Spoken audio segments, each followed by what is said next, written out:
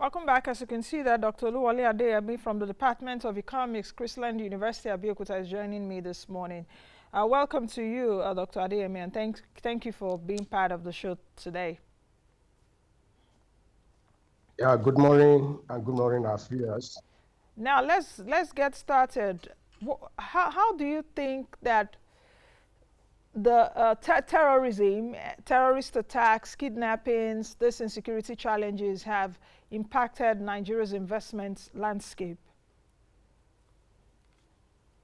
Well, in the recent time, date back to 2002, up to this current period, the effect of terrorism acts in Nigeria have impacted economics activities and especially investment in four various ways.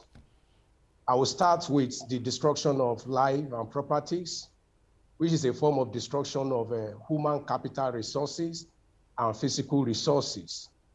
We have seen a lot of life, which stands to be the employment force of Nigeria, and the entrepreneurs that have invested or that could have invested into Nigerian economy that have been wasted through the effort and activities of this terrorism. And apart from destruction of human capital resources and physical resources, these terrorisms have allowed the government to reallocate resources away for counter-terrorism. Instead of using the mega revenue to develop the economy, infrastructure, health, and other sectors of the economy, most of these huge capital resources have been reallocated into the counter-terrorism, buying of war equipment and training of soldiers and sending of soldiers to these war zones. So it's not been easy for the nation and for the economy being a developing one. So it has impacted seriously on investment, the money that government ought to have invested in autonomous investment. It has seriously affected it. And beside that, about 2.4% of the GDP of Nigeria has been reallocated away from investment into counter-terrorism. And that is about 142 billion naira or $1 billion that is being spent annually on the effect of and the counter-terrorism. And beside that, some of the households and firms, business firms, their investments, because they want to protect the environment more, they want to protect their business, they want to protect their interests. The money they ought to have reinvested is being sent or being diverted away for security purpose, for protection of life, protection of their properties. And in that wise, those money that ought to have been accrued or used for investments have been diverted away for more security. Many of the household and private individuals that ought to have become strong entrepreneurs, but because of the money they ought to have used for this investment, they use it for more protection, for more security. The money were diverted away for security purpose as a result of the effect of this terrorism. And beside that, we also see the effect of terrorism on our tourism, the tourism sector of the economy and other vital sectors of the economy. Because many people that ought to have come, they will not come to Nigeria. Those that have come to visit, many people are kidnapped in the northern part, in the Ranch and some other places. And for that reason, many want to stay away rather than coming, which could have been a source of huge revenue. And people that could have invested into tourism will not go into that because of the fear of terrorism in Nigeria. Besides that, our foreign direct investments have been seriously affected as a result of the act of terrorism. Many people that have come to Nigeria to invest directly into Nigeria will not do so. And these have hampered serious investments in foreign direct investment. Data and several macroeconomic data that we have at hand shows us that a lot of things have happened and declined in foreign direct investment as a result of terrorism acts that are on the increase on the soil of Nigeria. That is for now. Okay. Doctor, thank you for breaking all those things down. And you're talking about, we've seen a reallocation of resources from government to fight insecurity challenge. Is Doctor still there, please? While you're talking about, Yes, I'm here. okay, while you're talking about those funds, what came to my mind is that the government, at least I think from 2016 to 2022, we've seen security budget of about 12 trillion naira cumulatively from 2016 to 2022. Yet, we're still seeing that Nigerians are being killed every day. Nigerians are maimed, properties are destroyed, livelihoods are destroyed, businesses are constrained. Though we've seen this amount of investment in the budget for security agencies and all of that, why do you think that we're still not seeing that result? Though we are investing this amount of money in it, and yet Nigeria is still not an investment destination. Oh, well, from the look of things, it seems there are a lot of compromises on different sectors of the economy, especially the security aspect of it, which is the major concern of government. If there are no compromises, take for example, in the news yesterday, we had and got to discover that even helicopters were being dispatched, although that has not been fully confirmed. I think it's been Southern part refuted. of Kaduna, I think that news has been refuted. Grown to the extent of using helicopters to fight their war. And Nigeria have gone to acquire some of these fighter jets in the recent time. We've not heard where this fighter jet has been used. The Kaduna governor in the recent time said the location of these terrorists were known to the soldiers and the armies of Nigeria, but we have not, we've not had any serious things done in this. So most of the money that were invested into war equipment to fight terrorism and to counter terrorism, those monies, apart from the fact that most of this money or allocations find their ways into private pocket, as we have seen in the past administration and the trials that is ongoing, we discovered that the money that ought to have been used for investment in infrastructure, in further production of goods and services that will bring, good life and that will reduce suffering of Nigerians have not been so doing, because most of this money, apart from that, they find themselves in private courses. We discovered that even there are compromises at different levels in our security regime, the different security climes. We have a lot of things going here, a lot of things on the news. But, well, if not that these monies are not properly channeled, we ought to have acquired a lot of technological equipment that could aid the fighting of terrorism.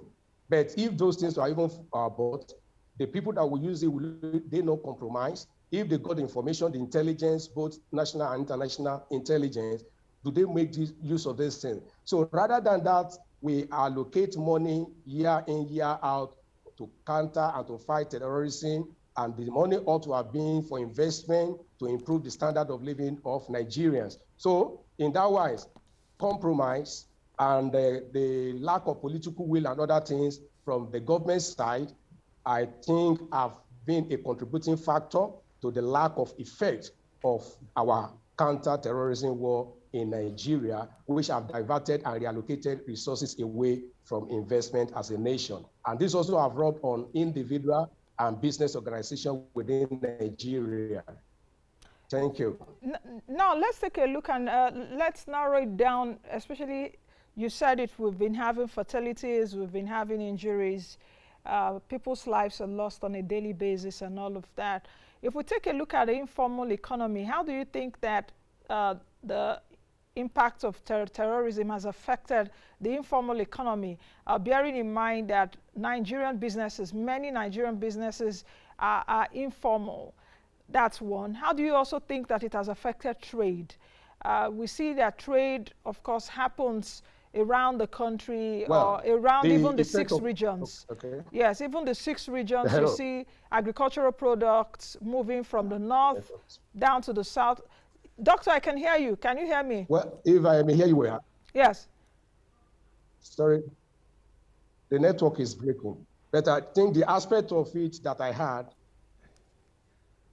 is about the effect of terrorism on the informal sector. Yes. Is that right, man? Yes, yes, please. Hello? Yes, yes, the effects of terrorism on the Okay. informal sector. Yeah. Yes.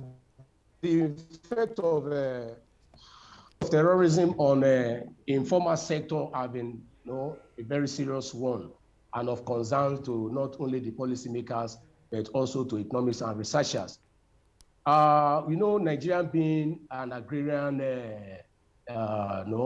setting, a good percentage of Nigerians find themselves in agriculture and some other ones in different artisans and welding, furnitures, other minor jobs. But as terrorism increases in several parts of Nigeria, not only in the northeastern, we also find it in the northwestern and coming down to the southwest and southeast and nearly all the geopolitical zone of Nigeria now has been affected by one form of act of terrorism or the other. So the effects has been so much and the impact is getting higher on the the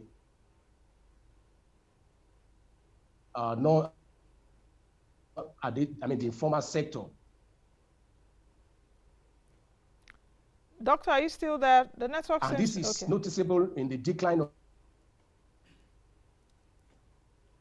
Oh, okay. Seems that our GDP seen in our rather than. Yes, I'm with you. okay. I'm with you. Can you hear me? Yes, I can hear you now. You can go ahead, please. Hello, can you hear me? Yes, I can. Oh, okay. Yes, doctor, I can hear you. But the network. Can you hear me? I'm with you. Can you hear me? Yes. Okay. Yes, I said the effect of terrorism on the informal sector have been so high, and this is reflective on our GDP growth rate per annum. It is also reflective in our trade imbalance. Most of the time, we result in trade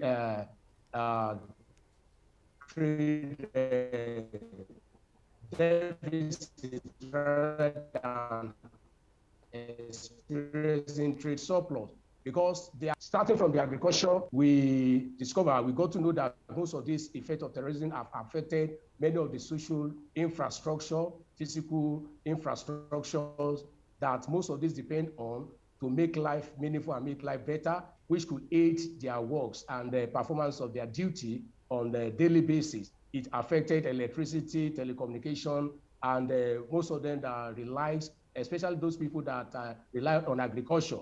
They could not go to their farm, and most of them have to rush away from the southeastern Nigerian down to the southeast here to engage on Okada riding, tricycling, and some other menial jobs. Some of them have been diverted away from their main source of livelihood, which is farming. We got to hear from the news sometimes last year that even rice farmers go to their farms to harvest rice, and there the Boko Haram people come around to kill and maim them. Some were kidnapped, some were displaced into the IDPs. So all of this cumulated into negative effects on economy and investment generally, household investment, firms investment, and generally the informal sectors, which is one of the main and major aspects of the Nigerian economic sector. It seriously have affected them, and the impact has always been negative and significant from researches. Okay, doctor, finally, what do you think that what additional thing can government do? Hello? Yes, I can hear you, doctor. What additional things can government do? What kind of strategy can government employ now to change? What kind of strategy can the government employ now to change the narratives that we've been having? Okay. I was reading a report some time ago. What the government can do to change the narratives is to engage the diplomatic engagement and foreign assistance. At this level, we cannot play the master of all. We need international assistance. We need foreign assistance. We need political will to do this work and to make it successful. And apart from that, they deploy technology. There's need of the capacity that is necessary to the potential, in order to detect, to defeat, and to respond to terrorism acts and threats across Nigeria. our intelligence gatherings needs to be improved upon, and law enforcement and judicial capability. There is need for the law enforcement. At times we hear that most of these people, when they get them arrested and ought to be tried, the next thing is for them to have an handshake with the president, and for us to hear that yes, they have now been, they have repented. And yet, these crimes and terrorism is on the increase. So apart from intelligence gathering, the government needs to expand the aviations and border security, because our borders is too porous. That is what aids this influx of foreigners from Mali, from other parts of Africa, to influence Nigeria and begin to terrorize us. By the time we expand our aviation and border security, it will help more in securing our border territory. Then global information sharing for counter-terrorism and financing of violent extremism. By the time we open up ourselves to global information, because at times before attacks happen in Nigeria, people will have had it over there in the Europe and in the Western world. So I don't know what happened to our security architectures and how they handle information. Before there will be any attack in Nigeria, most of the people in the European world and the Western world will have got to know about those information. So, and if this information gets to our security architectures, what have they been doing with those information? Then the government needs to fight against corruption, which will, because of corruption that aids to poverty. And many people only few. So that when corruption is handled, the gap between the rich and the poor will be bridged. And in so doing, we have, just like it happened in Philippines and Ireland, when the gap between the poor and the rich is bridged and some other people are taken care of, even those people in the community will be able to stand against terrorism in their community and be able to fight them well. Then we need to build electronic platform to manage all our government resources and finances. And apart from that, we can borrow leaves from the development of blockchain technology, as we have it in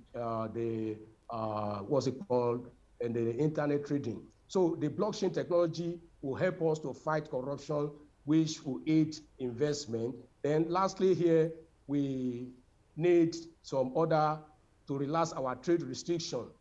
When we relax our trade laws and we open the economy for, just like it happened in United Arab Emirates, when we allow the best to come in and would not allow our nation to become a dumping site, the production internally, the people that produce goods and services within the shore of Nigeria, will improve on the quality of their production, and in so doing, our goods will have international competitiveness. And with those international competitiveness, our goods will be in high demand, and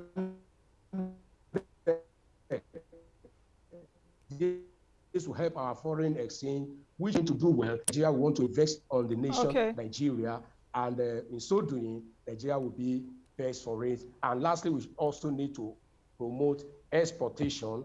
When we promote exportation, it will increase our trade balance, and when trade balance improves, it will also help our foreign exchange, which will also have a direct impact on our foreign reserve, and Nigeria economy will be better for it. Thank you very much, Doctor, for your thoughts and insights this morning.